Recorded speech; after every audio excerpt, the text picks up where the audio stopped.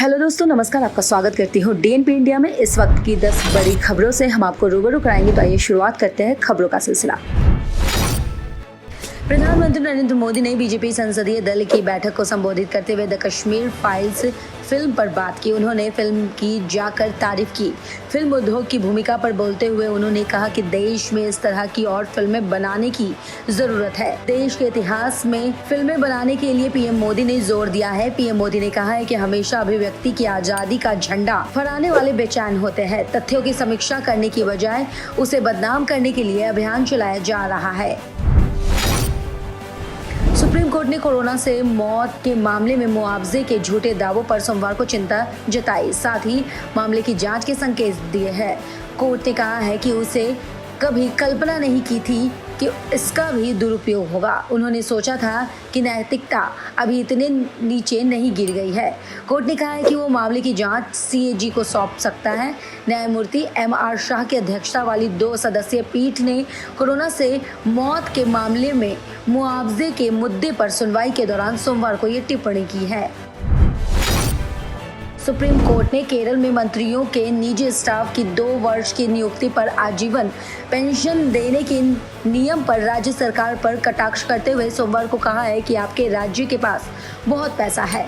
लोग 2 वर्ष के लिए नियुक्त होते हैं और जीवन भर पेंशन पाते हैं। कोर्ट ने इस कड़ी टिप्पणी के साथ ही केरल रोड ट्रांसपोर्ट कॉरपोरेशन की उस याचिका पर विचार करने से इनकार कर दिया जिसमें सार्वजनिक क्षेत्र की तेल कंपनियों की ओर से पेट्रोल और डीजल की कीमतों में वृद्धि को चुनौती दी गई थी।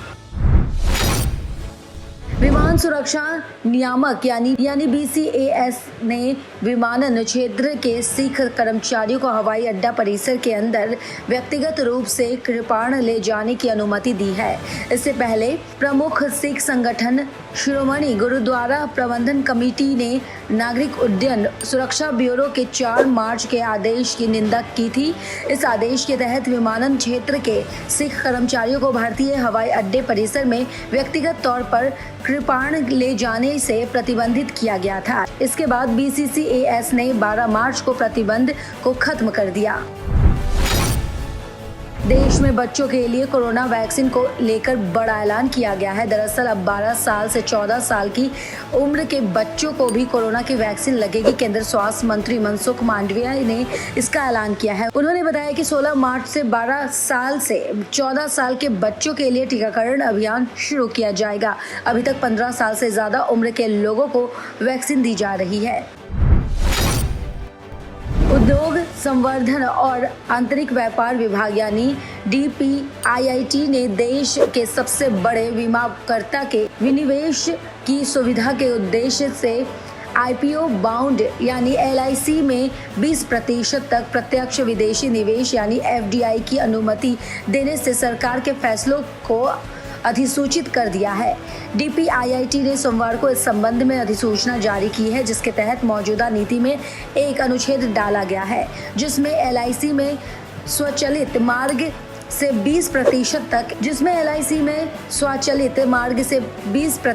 तक एफडीआई की अनुमति दी गई है। बता दें कि केंद्रीय मंत्रिमंडल ने बीते महीने इसके विनिवेश को मंजूरी दी थी। इस कदम से बीमा कंपनी के विनिवेश में आसानी होगी।